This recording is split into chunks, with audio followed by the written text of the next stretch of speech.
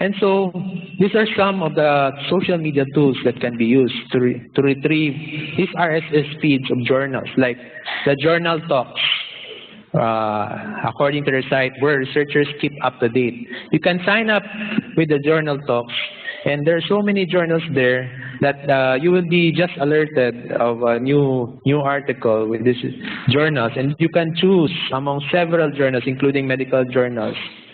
About the same function as the other one is the Z-Talk. I'm also beginning just to explore these apps, as I am also new to the research area. Google Alerts, wherein you receive alerts using certain keywords that will certain, diba, mga researchers have keywords that will lead you to their journal. So when you just with just keywords that and then the Google Alerts can alert you when a topic of interest to you comes into if there is a new journal, a new topic of interest to you, you can just be easily alerted. Twitter. Many of us think that Twitter are for celebrities and trivia only, or for Chris Aquino, for traffic and weather updates. What we are thinking, what can it offer for researchers? And then there's only 140 characters limit per tweet. How can it have any relevance to research?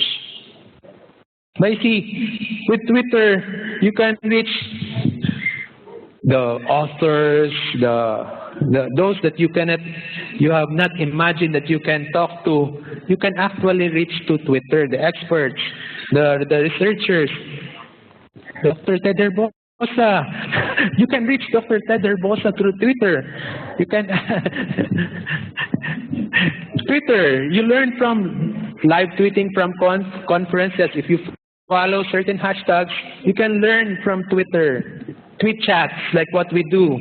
The product of TweetChats, it's really, it allows for opinions, debate, and meaningful conversations and inputs from others. They're often thought-provoking. There's an opportunity to share personal views, and you see the authors, you see the researchers in the eyes of, you can view their personal opinions, not just the rigidness of the article that you're reading. So you can go in depth when you are in Twitter.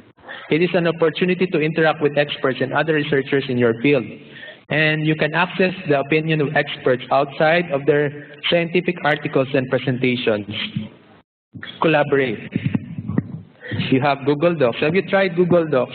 If you have an Android phone, then you have a Google account. Then you can easily have this Google Docs where you can collaborate.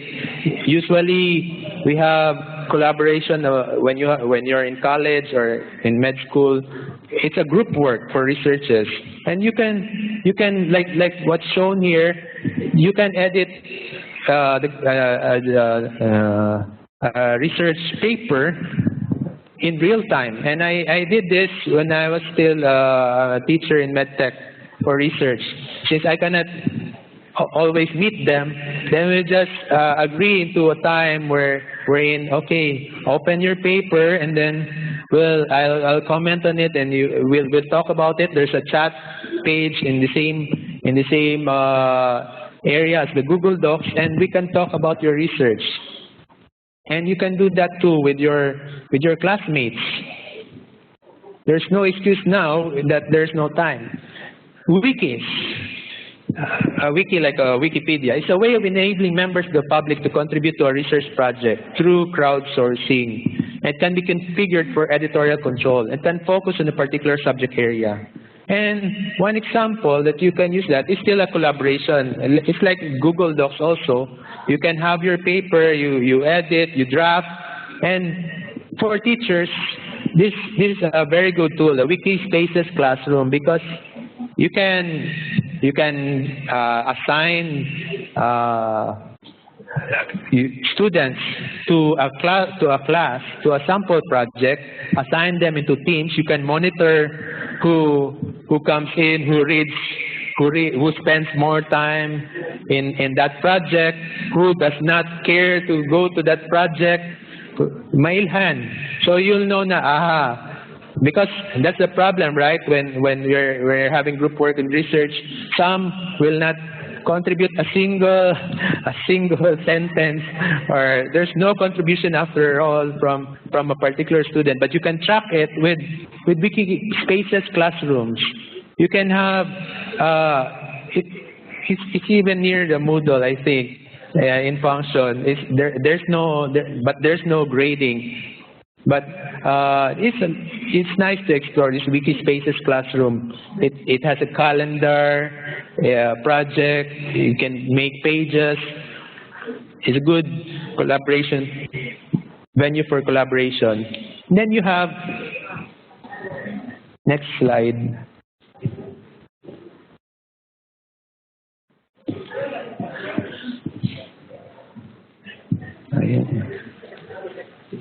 And our favorite, the Facebook. Most of us are in Facebook, so sometimes they won't like to go to other networking sites. So that just to para kulit, to keep kulit to your students and to be always present, you could go to a Facebook group, and you can submit, you can share links there about important resources, references. You can. It's like a sort of classroom still. You're meeting outside the classroom with Facebook groups. In conducting your research, it also helps. Blogs for conducting research. Blogs have been used for clinical trial recruitment and data collection as venue for patients to ask questions about the trial risk, procedures, and incentives while maintaining a non-threatening environment. Twitter, again, provides many opportunities for crowdsourcing research activities, gathering information, making observations, transcribing, and editing documents. With the aspect of organizing and managing, you have Mendeley. You can try Mendeley. You can download it for free, and it has also an online component. It acts as your library. It automatically does the citation for you. You don't have to look anywhere. It's like when you don't have something that keeps the researchers organized, you always try, where did I put it in my computer? Where is this? But with Mendeley, it makes gathering papers easier, organizing them. Mendeley and also Zotero. With Zotero, you can bookmark whatever useful sites that you read. And then it's also important to build an academic or researcher profile. Like in academia.edu, we are healthcare professionals, and more than any other profession, I think, we should be careful with our profile. We should always appear professional. And it pays also for research to have an academic or researcher profile, so you will be credible when you submit your credentials, when you ask for funding, and they will look online. At least they will not see those ugly side of you, but an academic or researcher profile.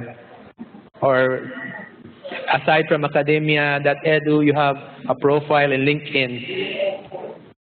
In sharing and disseminating, again, Twitter. So Twitter really has many uses. You can tweet about each new publication, website update, or new blog. A tweet that links to your research blog for their feedback and comments. You may try that. Or tweet about new developments of your projects. Or retweeting interesting new material from relating topics, or use alongside blogging.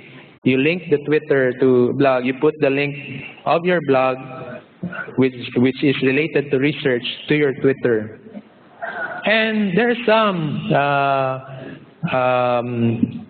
like the British Medical Journal have these BMJ blogs, wherein they put into a blog, they introduce a case report, an actual case report, through their blog, and they ask questions, they make you think, and then the blog leads to the article, the actual case report. But before you read the article, they make you think with some questions in their blog, thought-provoking questions. And then as a teacher, you could try to have a Twitter journal club. If you're a consultant, you're into training residents, you could try a Twitter journal club. It functions in the same manner as a traditional journal club, except that the means for discussion is Twitter. The blog post where like in TweetChat, like what we do, we have a blog post, and then that blog post introduces to the topic that we will have in Twitter on that day. Same with the Twitter Journal Club. You could have a blog post where the paper and discussion questions are posted in advance, along with a hashtag so that the student can track the discussion related to your topic on the Twitter journal. And you could invite participants to engage and interact in a meaningful way in a TweetChat. You should try that, and you will be surprised that there are a lot to learn even with 140 characters. Because with 140 characters, you are forced to really write sensible things, dili mga nonsense. And then YouTube, you could disseminate any information, including findings of your research, important developments through YouTube, and it is the second largest search engine. So if you are in YouTube, you can also be easily searched, and your research topic, your research can be easily searched through YouTube. But there are also challenges and limitations. Like not too many teachers or researchers are in social media. And if they're in social media, they're not aware about uses other than the personal communication part, posting pics, keeping up to date with friends from around the globe, etc. Or perhaps it's because of the fear of the unknown. The fear that social media might be harmful to students, and they will say, the student will just be in Facebook every time, or they will just be in Twitter, they will not study already because we're bringing them to Twitter. There's this fear, and I've heard stories about that teachers, they discourage their faculty in using social media because of this fear. So it's like we fail to adapt to the times. And also there are also challenges with doing researches using social media, like the ethical considerations part of social media. Like I remember there was a presentation of residents planning to do research on using Facebook as a tool to send reminders to patients, but about follow-up checkups. But there's an ethical consideration, like, so that means you friend the patient, or the patient will friend you, and then the patient will see your post. There are things like that. So, and then confidentiality and security concerns. And how to determine if the information from the social media is reliable and accurate. So like when you read blogs, it's very difficult to determine if this information is really reliable. So for me, the trend, at least in our setting, is perhaps we're going towards crowdsourcing or patient-driven research also, and I'll give you an example later on of how they did this abroad. And then the journals is becoming open source. Like it's not like journals that we know of that we have to subscribe, we have to pay, and then now it's available online, and you are free to submit an article to a journal online.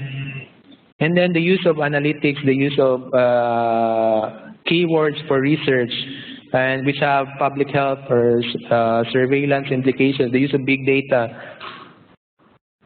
This is one example of a patient-driven research, beginning step towards patient-driven research, perhaps. Like there is this site, social media site called Cure Together. It collects a number of health metrics, including weight, caloric intake, sleep, exercise, and other disease-specific indicators.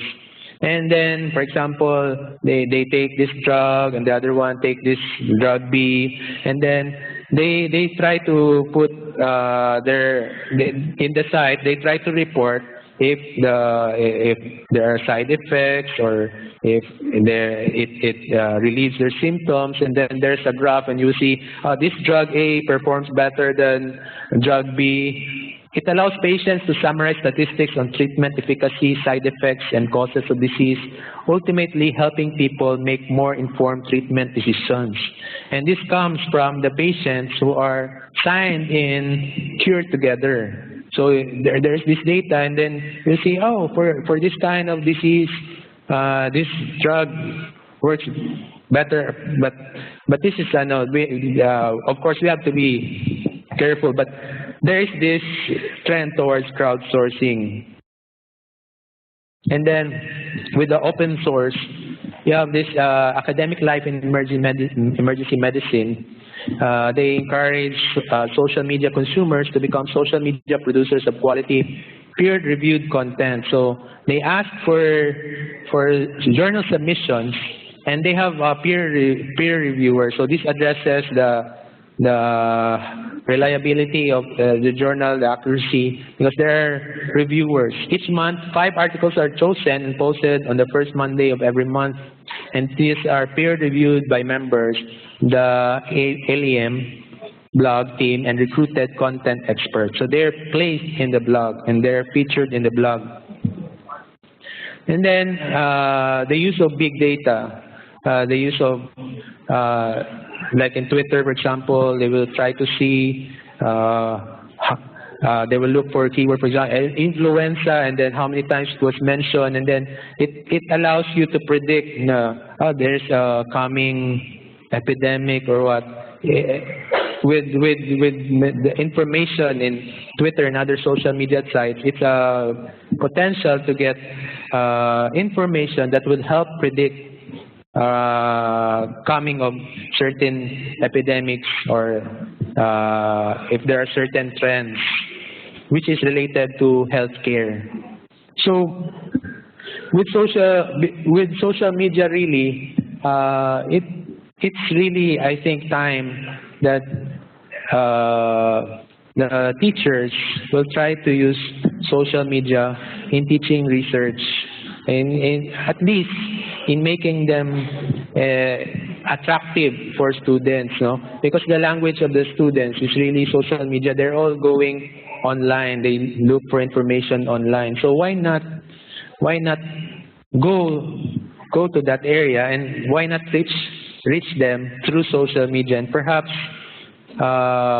if our advocacy is improving or increasing health researches, wherever we are, whether we are in the school or in the government, we should tap social media, because it's there, but it's largely untapped yet. We're still utilizing a traditional way of informing people.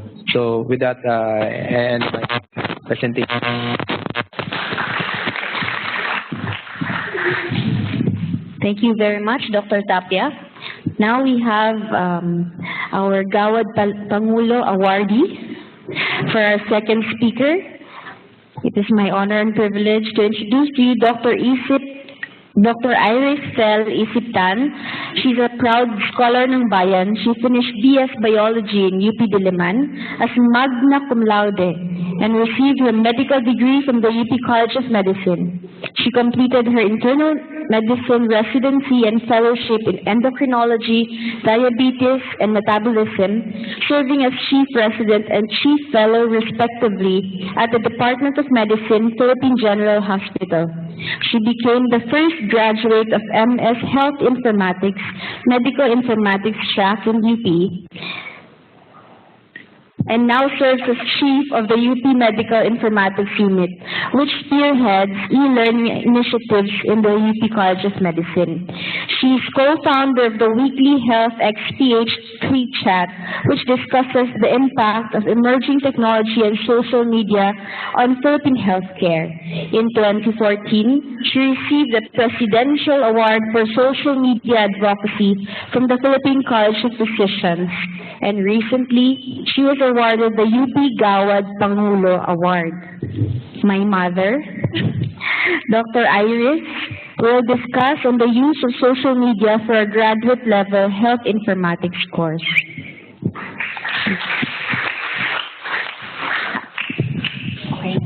I would like to beg your indulgence. I have to sit while giving my talk. I feel so overwhelmed to see all of you here today that I don't trust myself. I don't trust my niece anymore. Full of adrenaline rush since this morning. So, I am Dr. Iris Isiptan, and I teach HI 201 Health Informatics. The MS Health Informatics program has 2 tracks, Medical Informatics and Bioinformatics. It is a joint program of the College of Medicine and the College of Arts and Sciences in UP Manila, and to our knowledge, it is the only master's program in health informatics in the Philippines. So that's me. Last Friday the 13th, February the 13th, I received the UP Gawad ng Pangulo Award for Progressive Teaching and Learning, and the presentation I'm sharing with you now is an abridged version of what I showed at that competition. This slide presentation is already available online. You can go to www.slideshare.net/isiptan, where I also have about 60 presentations already that I gladly share with all of you. I hope I have audio. Okay. Because I had the, I forgot that I gave them a PDF. But if you go to the SlideShare, I have here a short video on why I think health informatics is a good field to go into.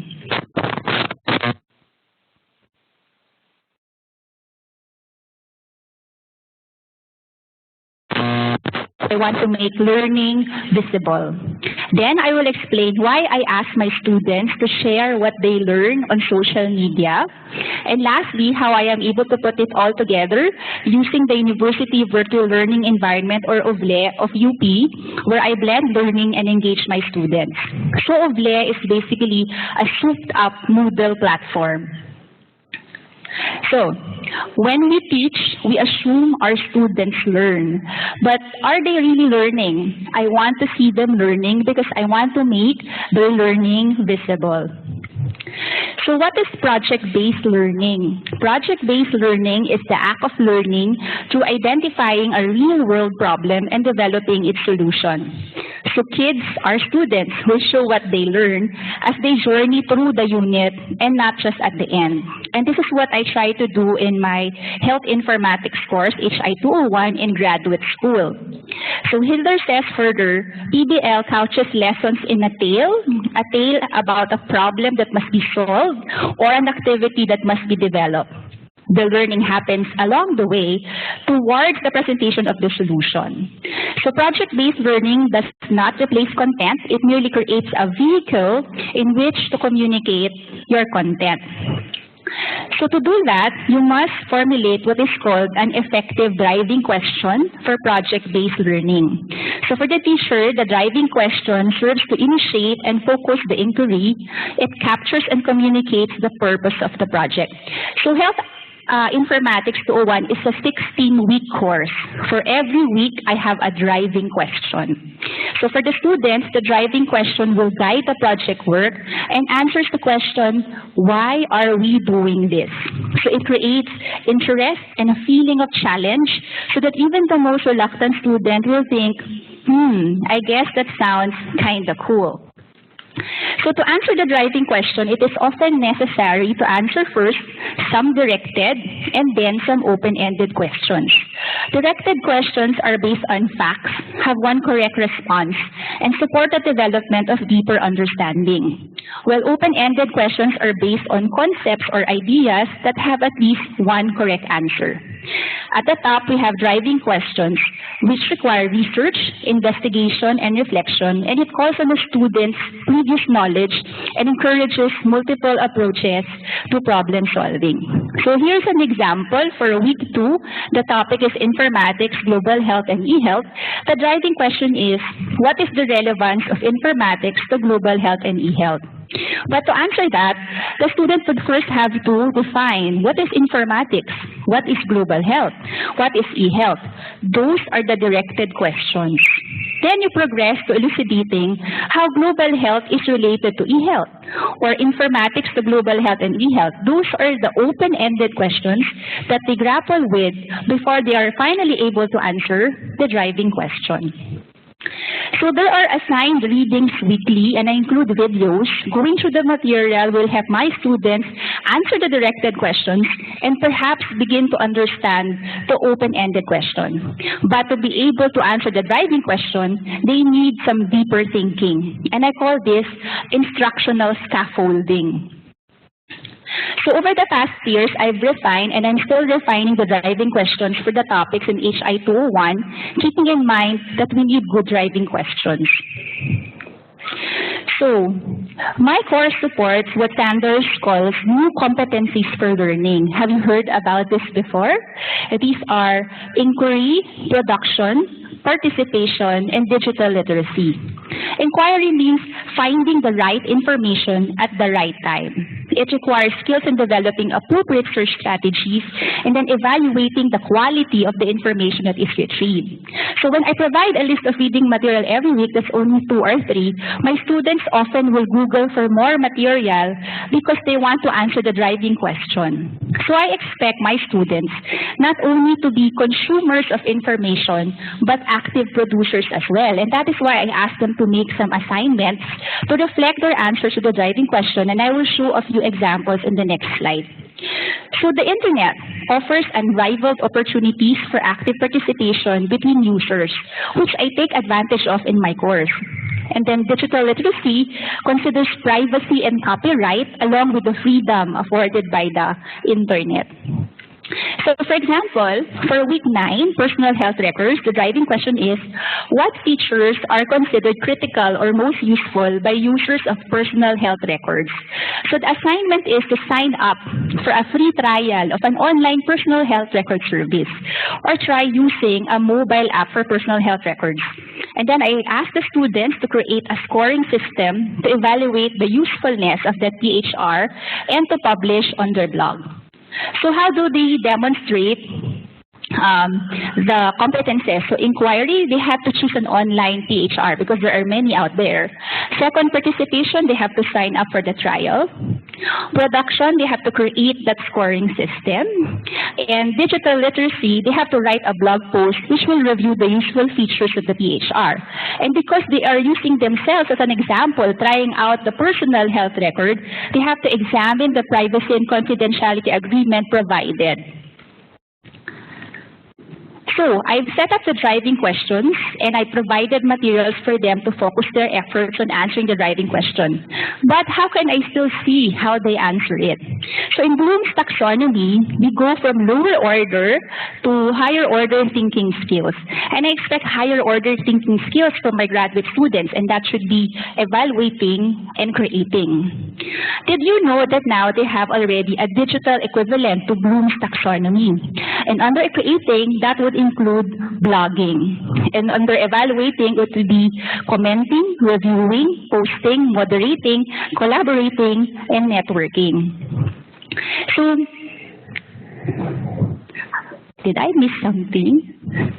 Can you go back? Oh, there. Okay. So, my teaching has been influenced by this MOOC. It's a Coursera offering entitled E-Learning and Digital Cultures. In this course, students are asked to examine how e-learning practices are reflected in popular culture. How many of you watched The Matrix? Diba? So in that MOOC, we were asked, how is e-learning represented in the film The Matrix? Okay, so these are what they call digital artifacts. So as a MOOC requirement, students produce their own digital artifacts that address a course theme, which suggests that you understand a key concept. So the choice of media should be appropriate to the message, and the artifact should stimulate a reaction, whether it is emotion, thinking, or action. So I wanted my students to produce their own digital artifacts via their blogs. So this is how it goes if you're in my class. The very first week, I ask you to start a blog and write about your course expectations. And then for some weeks, I merely ask them to, just write something there in your blog to answer the driving question. But on other weeks, I ask them to do something first, have a product, which they need to describe how they did it in their blog. So for example, if I tell them, like I said, propose an app idea. Okay, you have to publish how you did that, or evaluate a game app, or create a master plan for something. They have to explain how they were able to arrive at that. And then for other weeks, I ask them to make a concept map, an infographic, a mind map, or even a SlideShare presentation that has to be shared on slideshare.net. So my students are either doctors, pharmacists, or nurses. They are not digital designers, but I am proud to show you today some of the infographics that have come out from my class for week 3 assignment in HI 201. This is one example. A surgeon did that.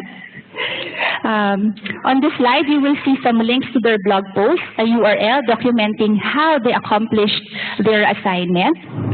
Some students will just use PowerPoint because that's what they know, but others also invested time in learning to use new software freely available online to create their infographic. So infographics are visual representations of information, data, or knowledge intended to present complex information quickly and clearly. So when my students make this in my class, I feel that I have made their learning visible. So, I agree with Jenny Lucas' 5 reasons why students should write blogs and essentially create what I call an e-portfolio. First, it creates positive digital footprints. We know that employers will now Google applicants for work. So the e-portfolio my students create on the HI 201 blog cultivates their personal brand very early on. Communicating with digital tools. Maintaining a blog acquaints students with tagging, widgets, HTML code, etc. Transparency. Health informatics is a shiny new concept I still struggle to explain even to my husband. So the blogs are one way of showing students, families, and even friends what exactly they do in the master's program. New ways of thinking about web tools. During the semester, as I said, they can make concept maps or infographics, and they will learn how to embed it in their blogs. And on their blogs, the students are able to practice effective digital citizenship by respecting copyright and licensing their work using Creative Commons and learning how to properly cite online material. The second part of my presentation is about sharing on social media because I want others to see what my students are learning. So I am inspired by the theory of connectivism. So connectivism is a learning theory for the digital age which says that knowledge is distributed across a network of connections, and that learning is the ability to construct and traverse those networks. So therefore, my job as a teacher is to become a network facilitator. I felt confident becoming a network facilitator as I built my own personal learning network on Twitter. And I'm a proud co-founder of HealthXPH, a TweetChat on healthcare and technology. And I wanted to share that with my students. So what is a personal learning network? It is an informal learning network that consists of people a learner interacts with and derives knowledge from in a personal learning environment. So you saw this earlier today. Helen showed it. So it's a social network analysis of our TweetChat HealthXPH. We average 4 to 9 million impressions a week and connect with healthcare people not only from the Philippines, but from the US, Canada, Australia, and Ireland. And that's why we were able to ask Mr. Patridge to come. So while participation in the HealthXPH TweetChat was not a course requirement, my students enjoyed the chat and some continued attending even after the semester ended. So I require my students to tweet a link to their blog post using hashtags. So hashtags are used to mark keywords or topics in a tweet that can be categorized. So as a teacher, that hashtag was useful because I can run a search for HI201 and I can see all the tweets of my students. During the entire course, they tweet links to their blog posts that they create using HI201, or they can also use our grad program hashtag, which is MSHI. So you see there that there is a link embedded in the tweet, and when you click that, you will be brought to my student's blog. And that would be it. As you can see, he posed the driving question and what his answers are. So the students can also alert me to their tweets by including my Twitter handle within the tweet to tag me. So that's me, Endocrine Witch. So HI201 and MSHI are official hashtags for what I call a community of inquiry. So a community of inquiry is a group of people used to thinking together with a view to increasing their understanding and appreciation of the world around them. In this case, the world of health informatics. So I'm hoping all of you will join our community of inquiry on Health XPH. So this is a tweet from Annika. She's in the audience somewhere. She took HI201 a couple of semesters back, yet she could not forget the mind maps I asked them to make in the course. So when she found this interesting mind map, she shared it on Twitter so that my other students can see it as well. So in the Philippines, there are still more people on Facebook than on Twitter, and so I also guide my students to build a community of inquiry on Facebook. So what you see here is a screenshot of the Facebook group for UPMSHI. It is a closed group for my students and faculty of the program. We still have student alumni in this group, and that's why, as you can see, there are 110 members. So in this closed Facebook group, it is not unusual for senior students doing more advanced coursework to share links to webinars that they are required to do for another course. So for example, Andre is already second year, but he invited the first year students to attend his webinar because the students also like to talk about gamification for health. And because the first year students write about it in their blogs, Andre, as a second year student, was able to have an evaluation of how the webinar went. So a larger community of inquiry is the Philippine Medical Informatics Society. It has more than 1,000 members in a public Facebook group. So these are stakeholders of health informatics in the Philippines and include not only academe, but industry as well. So as they take HI201, my students also post links to their blog posts on this group. And they gain valuable real-world feedback from health informatics practitioners. So here's an example. Grace posted her assignment for the topic gamification for health. A fellow student commented on the post, and I liked it because she didn't just like the post, she actually had an opinion about it. And then another graduate of ours, Isidore, already commented as well. He actually works in the games industry, so he's able to give a valuable comment. And Raymond, who's with the CDC, already tagged us that there are some apps that perhaps the students can have access to. So they are interacting with others other than myself and learning from them as well. So in the end, my students learn, as Darren Kuropatu has said, learning selfishly but publicly is an act of generosity. I like that quote. So how do I put it all together?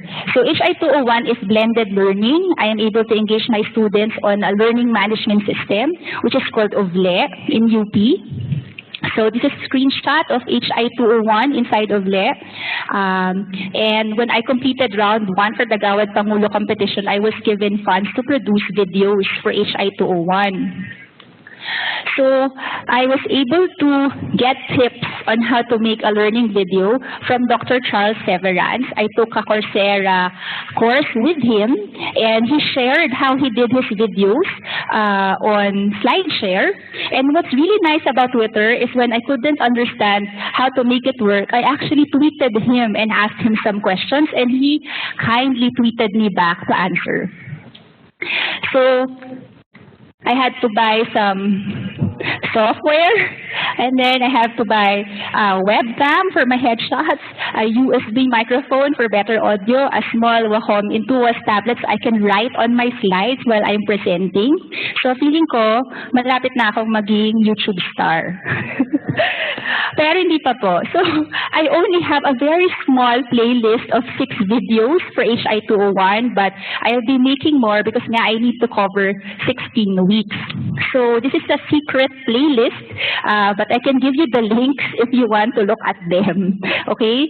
So, I have, I think, already until week 4. Okay? So I was able to embed these videos within Oble, as you can see here. So I am able to explain more my course. Before, I just provide text instructions. Now I can actually explain them on video. And one of the many things I love being able to do with a learning management system is to envision pedagogy where educators are curators. So a curator is an information chemist. He or she mixes atoms together in a way to build an info molecule, then adds value to that molecule. You know, I hold faculty workshops for learning management system, and what they tell me is, what are you doing? It would seem that if you ask them to Google everything, they won't need teachers. So the teachers are already getting insecure. And I told them that no, the internet is a chaotic place and they still need teachers to guide them. If they search something, how many things come up? Thousands. But only you as a teacher can say, the rest is garbage. This is what we should look at. Okay? So this is a screenshot on Oble for HI 201 week 2. So as you can see, I have there the driving question, I have the assignment, I tell them to make a concept map, and I already have a link on one concept map tool that they can use. Now, I have a list here of the prerequisite reading and the recommended reading. What I have been able to do now that I have the video is I actually explain what I want them to look at specifically in the driving question at the reading materials. So, I can explain, for example, what is a concept map and how it is made and used. So, I don't have time to show you my videos today, but to summarize, this is the learning sequence for my course. So first, the students will watch the video where I will explain the driving question and go through a synopsis of the reading material. Then they go to our learning management system called Oble. They read the list of resources. Then they answer the driving question by completing an assignment, which they also upload for grading. Then they blog about the week's assignment. They tweet, they post a link on Facebook, and wait for others to comment on their work. I then meet them face-to-face in class where they report the assignment, and I and the other students in the class can give feedback on their work. And even if it is not required, some of my students document the feedback on their blogs. So as a final assignment, I asked the students to document their learning points in interactions with others on social media. One of my students, Burr, made this beautiful infographic. It's very long because it's week 1, 2, 3, 4, 5 until week 17 pa nga dyan. So I had to cut it. But he summarized every week what he learned in this beautiful infographic. And in the end, I was so tickled pink because he also echoed Sanders' new competencies for learning. And in participation, he said, HI 201 has taught me to shamelessly plug my blog, receive feedback, and even give feedback to others. That warms my heart as a teacher. So, in the end, I tell my students, teachers open the door, but you must enter by yourself. Thank you. Thank you very much, Dr. Tan. So we've discussed social media in research and in medical informatics as a graduate course. Now we will have our third speaker to discuss social media analytics for nursing education. Our third speaker is a registered nurse by profession with a BS Computer Science Education from DLSU Manila. His passion and skill brought him to the health IT industry. He also received the internationally recognized title of Certified Professional in Health Information Management System through 2012.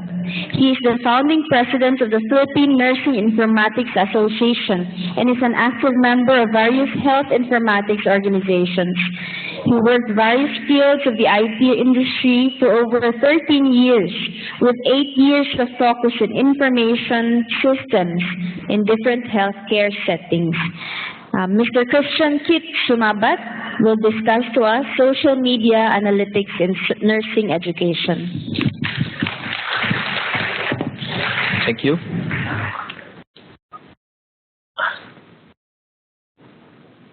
Okay, good afternoon, everyone. And what I like about this afternoon session is maganda yung... Tama ba? Nandito ba si Pat? Wala.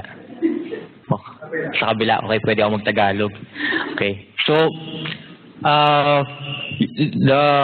the topics from Dr. Buboy and then Dr. Iris and my topic are interrelated, and we tried our best not to overlap with each other so we can share different perspectives. So, I am, as I understand, I'm the only nurse who's pretty much active in this area at this point, but I have. Hence, I will share with you perspective from the nursing education. Again, I'd like to see a show of hands who are the nurses in the room. Wow, so that's the majority of the room, no? Okay. Among the nurses here, who among you are from Cebu Normal University? Okay, sige. Nag-attendance lang ako. Mga estudyante ko yan. Alright. So, social media, we've been defining this term repeatedly over throughout the day, so I won't go into detail about that. But just to share with you how I leverage social media in my teaching. Okay, I would say teaching is the least profession that I would go into. I admit that I'm not into teaching that much, but one thing led to another, and I was convinced by the dean and president of CNU to go into teaching, at least for this year, so I can at least share my knowledge. And I'll take the points that Dr. Iris mentioned as a jump-off point for my discussion. Once, I also use a learning management system. Not because I believe that it's the technology and pedagogy or pedagogy that we should adopt, but personally, I am a very lazy guy, no? So, so what we did there was, there's a learning management system, very similar format. There's a pre-test, post-test. There's a lot of interaction. Students are actually required to interact with each other. For example, our introduction chapter, each student is required to introduce themselves online so that other students can interact with them and so on. Similarly, they're also required to post their comments on specific topics depending on the chapters. So I've been using that, and part of the challenge that I saw was developing the contents. Okay, just to share with you, next Monday I'll be running a workshop with the CNU, couple of CNU faculty. Nandito po ba yung mga faculty from CNU? Wala na, ayun, nagtatago. Akala ko nagmerienda lang kayo, umuwi na eh. Ay, ma'am. So, part of the challenge there was, medyo may mga young faculty members and not so young faculty members who are not so keen on using technology. So what we'll be doing on Monday is to run a workshop with faculty members in partnership with selected students. These are graduating students, so they can together develop contents and then put it in the learning management system. So what it would allow is, yung teachers, they can generate the contents already, okay, with the help of the students and upload it online. At the same time, the students will have some guidance on the contents. So that's the learning management side of my teaching strategies. No, as a faculty naman, I don't need to repeat the didactic part of my lecture over and over. So yung lecture ko this semester, I put it online. By next semester, I just need to modify some parts of it, and then magagamit ko na ulit yun. No? Preferably or ideally, the setup is the students are required to go through the online courses, so that means the pre-test, the video presentation, the PowerPoints, and the post-test before they come to class. So the my assumption is when they come to class, they've already went through the materials. No? So processing na lang din. So higher level of thinking will be required inside the classroom. So I don't need to go into the details of what is health informatics and so on. So that's been taken care of. However, in my class, what I realized was whenever I post instructions, comments, or feedback, ang tagal ng turnaround time, okay, before students react. Okay, when I post announcements, for example, ang tagal ng feedback ng students. Some of them even miss my announcements. And so, I decided to put up a Facebook group, okay, where the students were invited. So this is a Facebook group. We call it CNU-CNI, or CNU Clinical Nurse Informatics Group. It's a closed group. Right now we have 62 members, but I actually only have 58 students. No, some of the other members, I'm not sure. Baka doble yung accounts nila. Meron silang personal and professional accounts. So I use this platform for posting comments. So, ang madalas dyan is whether we will have a face-to-face class for that weekend. Okay, and these are some of my students. Okay. Using Twitter in nursing education is not something new. It's not something that I invented. In fact, there's an article by Bob Horton. You can look this up. You can Google this article. And these are 14 Twitter hashtags for nursing students to monitor. No, in those hashtags, students can also interact with other students, other nurses from all over the world. The most popular of which is RN chat. Okay. So I'll just share with you. These are the practical things that we've done in our class.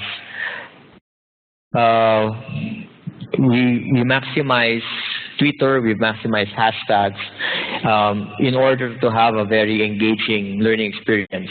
So what we did was we joined a TweetChat.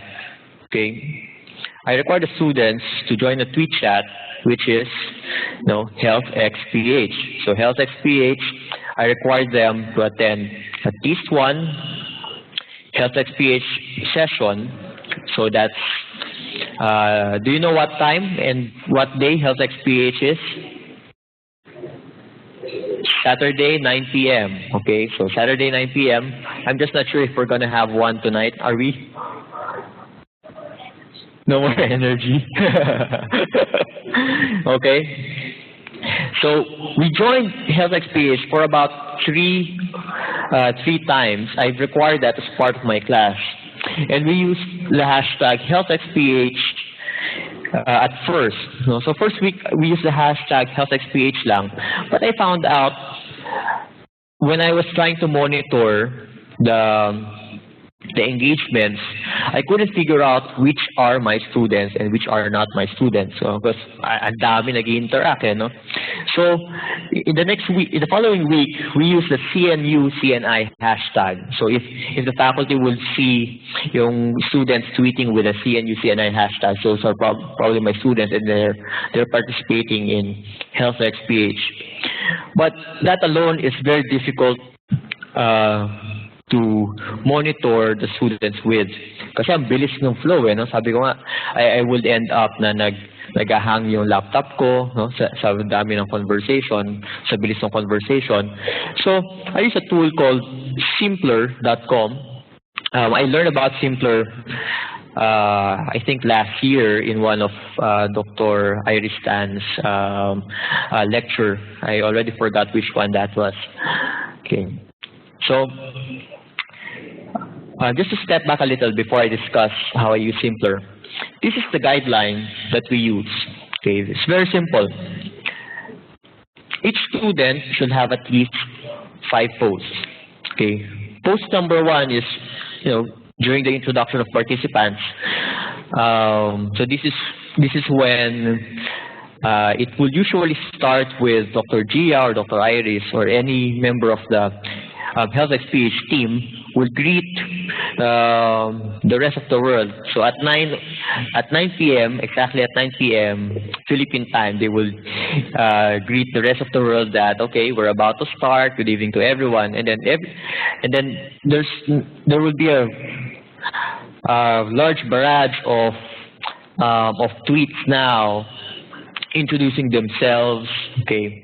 More often, ito lang nagagawa ko, no? I'm Kit Sumabat, okay, tweeting from Cebu, because 9 p.m. Is usually my boarding time on my way back to Manila. Okay, but my students, since they're required to go through the course, so they can engage more during that time frame. So the second engagement is about topic number 1. Okay, so as mentioned earlier, so TweetChat will usually have 3 topics: T1, T2, and T3, all of which are related to one theme. And there's a short write-up on Health XPH website about the theme.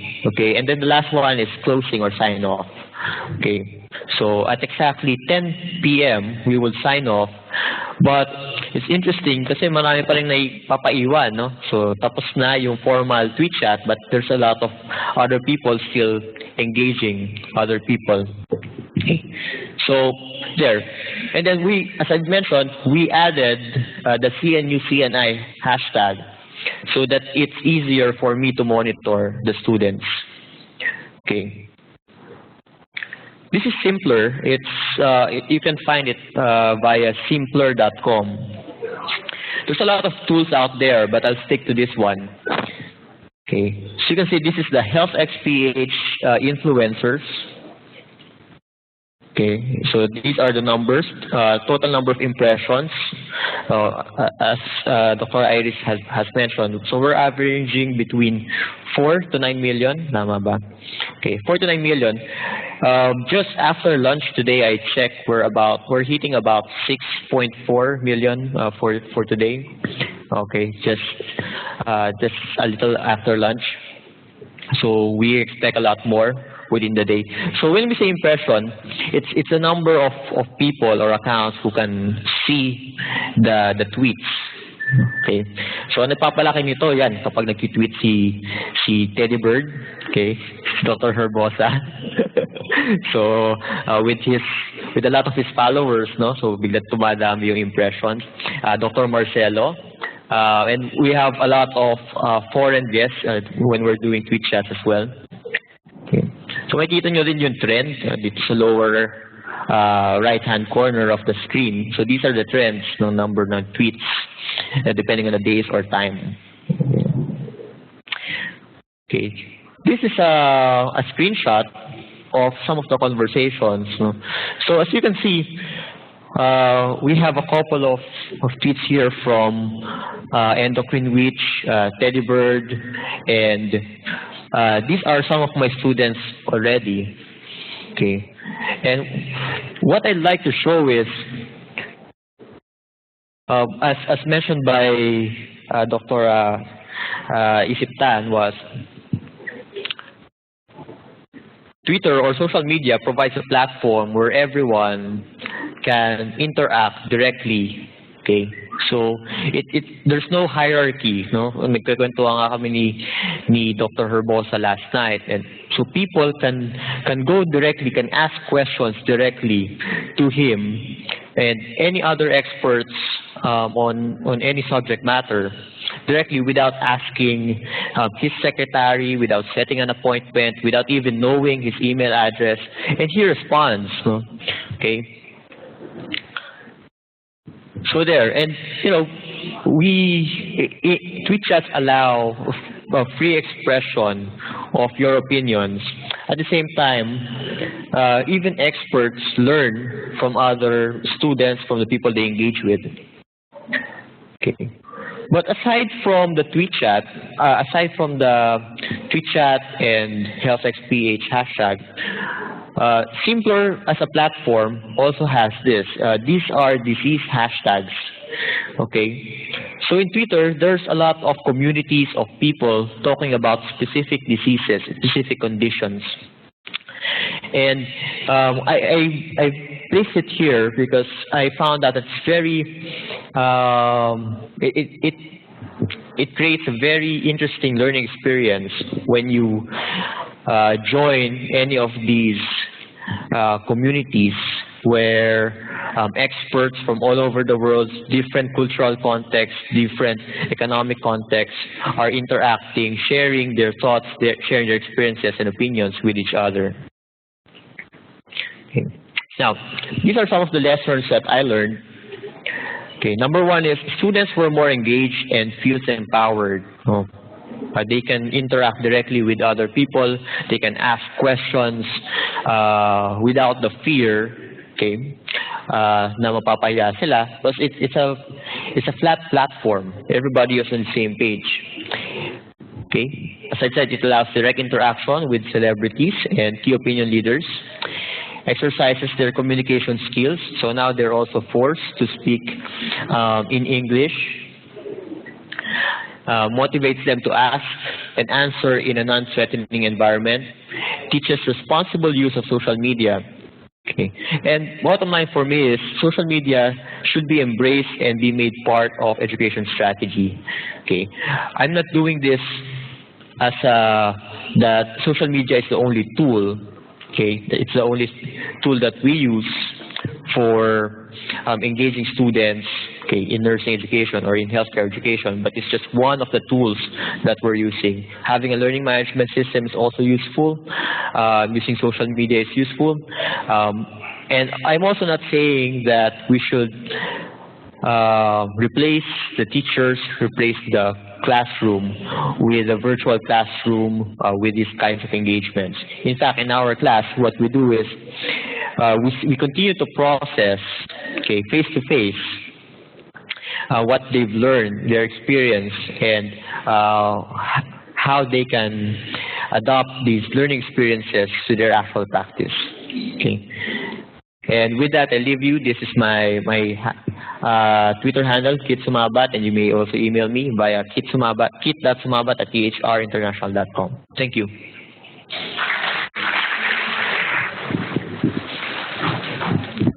Thank you very much, Sir Kit. So now our panelists are ready to answer any of your questions. There is a mic in the middle of the room. May I please ask Dr. Tan to join us on stage?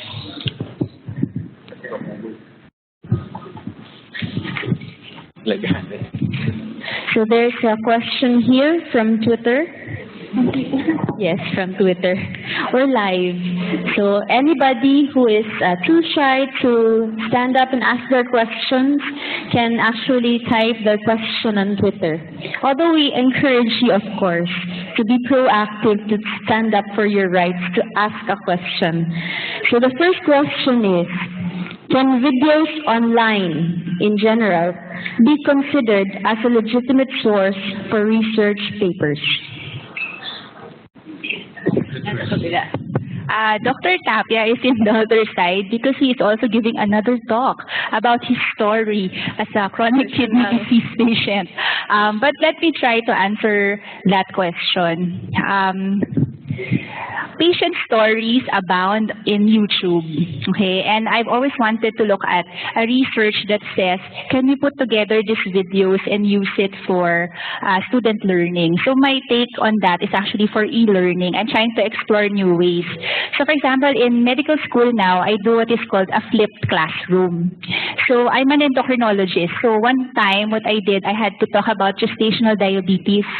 I found a YouTube video about a woman with gestational diabetes, and in 9 minutes, she goes through her entire day. Imagine just this woman saying, "Hi, I'm awake, I'm going to take my blood sugar now." And then she shows the camera, this is my breakfast. And then cut. And then, I am going to take my blood sugar. It's already 1 hour after breakfast. And then, show niya pa. So, 9 minutes yun, she goes through her entire day. And I used that video to teach my students. And I told them, okay, so nakita nyo na, what is the life of a patient with gestational diabetes. I have these things for you to read. And then, when you come to class, let's discuss that. Okay, but that's something that other people are doing, but I think we need to evaluate how effective videos are, for example, in health professions education, because this is a health professions education track. And I think that's one research we need to do.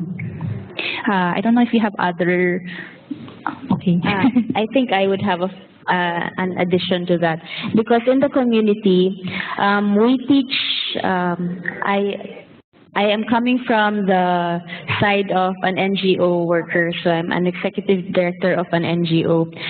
In the community, we actually teach the community members about child pornography, the dangers of child pornography, child prostitution, and anti-trafficking, anti-human trafficking, and other issues that address or threaten the child. So when we show videos that are publicly available on YouTube or any other site, it actually opens up, increases awareness among the people. So if you use a similar video like for health, for diabetes mellitus, and you show it to the community, it's a way for them to understand, to open their eyes to the fact that this is actually happening. However, just as important as the video itself is the processing afterwards, so that you are sure that the message that is received by the community is the correct message that you want to impart. Also, we already have rules for citing social media. If you're a graduate student, there's like MLA, APA method of citing. So you can cite a tweet, you can cite a blog post. So I think there's recognition that we are using already social media for academic discourse. Next. Are there any other questions from the audience? Yes, yes, sir. Thank you. Please introduce yourself.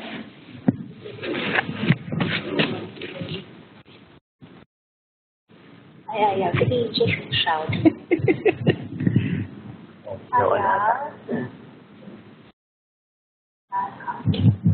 Okay, so good afternoon, everyone. So I'm Arnold Dayami from University of the Visayas. So my question is, in what instances that social media could be used in teaching the learners to love research in an easy way or in an enjoyment way? So for me, as a youth, so as a student, then as far as I know that most of the students don't like research. They feel afraid of research. So in what way or instances that social media could be an easy way in teaching the students to love research? I will answer the question because, like Dr. Tapia, I'm also a research teacher. First of all, I'm the research teacher at the Cebu Doctors University. Okay. So, first of all, I really don't, it really is a challenge to make students love research. But one thing that social media can give you, it gives you a lot of ideas. It stimulates communication. It's mentally stimulating when one thing that you know for a fact is suddenly challenged, that cannot be done, or this is something new that we have to do. And there you identify already a problem that you can work on as a research. Because remember, researchers are supposed to address a gap in your knowledge. And for one thing, social media adds to that. However, further researches using social media still needs to be refined. Because although it can be done, The question is, should it be done? Even if it may be legal, it may not be ethical. So you have to look into guidelines on using social media for research. However, in identifying topics or titles or what to research on, social media can help you with that, including communication with your potential subjects. So the question was, how can social media make doing research enjoyable? Yun ba yun? Okay, I don't know if I have the correct term, but I read somewhere that it's called the tweet index. Remember the citation index? So, halimbawa, Kit will make a research and then it will be cited by so many, tumataas yung citation index niya.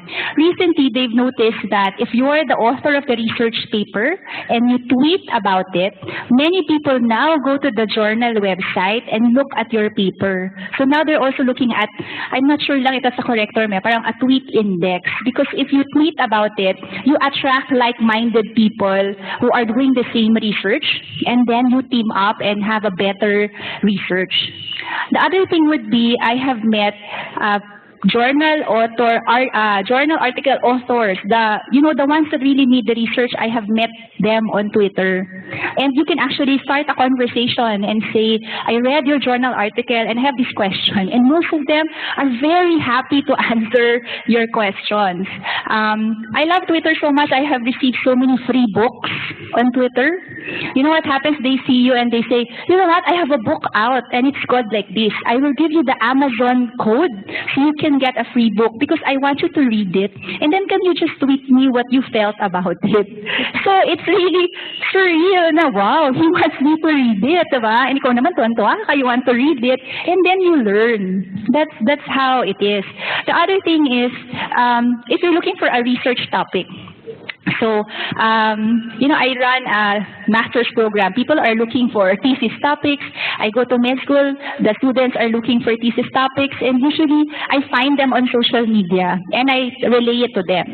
So, one completed research my endocrine fellow had is looking at the accuracy of websites for Ampalaya. Okay? So there's the Health on the Net Foundation Code, which says that if you have a website for healthcare, it should say, for example, that it is free of advertisement. It should say when it was last updated. It should say who the author is, Dr. Bayan or nurse or nobody. So there are like 7 or 8 principles. But the other thing is you have to look at whether what the website says is accurate. So, for example, did it say Ampalaya is the cure for diabetes? Or did it say Ampalaya has no approved therapeutic claims? So that was a very easy research for my endocrine fellow to do. So we did a Google search. We found around 200 websites. We applied the criteria to it. Okay, and then we evaluated, and sadly, we only found 5 websites that were both agreeing to the one code and also were accurate. Okay, but that's one research that can be easily done.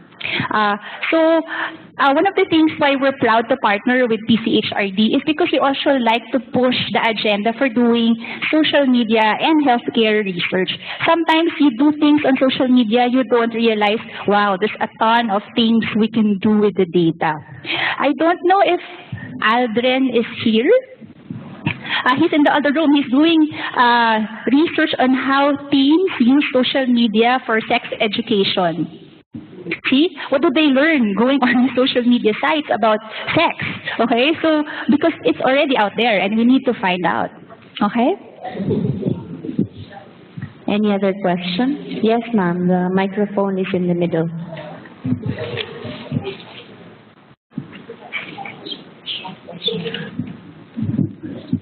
So, in the interest of time, this will be our last question for this session. Thank you and good afternoon. I'm Florenda from Siliman. Right now, I'm actually making a proposal for a study where, since we cannot recreate disaster, I was thinking of putting together some film clips to at least vicariously present it to my participants and get how they respond to it. I would like to get your idea of of that thought. See? Oh, now, who else needs a research idea? We can team up with her. Okay, and you can tweet me some more. I can give you, you can give me your emails, I can connect with you, maybe we can start working together. I think that's something because that's really inevitable that our people, especially the vulnerable ones, are needing help, how they can really prepare themselves for the eventualities of disaster. Ma'am, do you have a Twitter account? I have, but sorry, I'm not reading it, so maybe I'll have that. Because now you've told how many people in this ballroom, I'm interested in this research. Imagine if you were to tweet it. Maybe you'll find some collaborators, not only from here, but abroad. Yeah, thank you for that. I really do, because I had a chance also of attending some kind of an update on how to use some sites also in the internet where you can get a gauge of how much studies already have been done on a certain topic. Unfortunately, we don't have that much in the Philippines, and I think that's an area where we really need to look into. Thank you. Thank you. So because of limited time, we would like to give you a coffee break. But before that, we would like to present our certificates of appreciation and tokens to our speakers.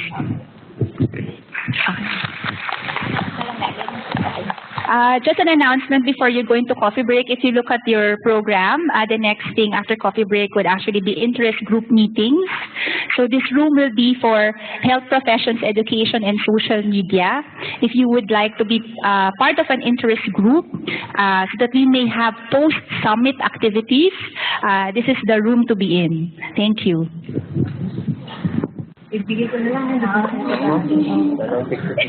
Selfie na lang tayo.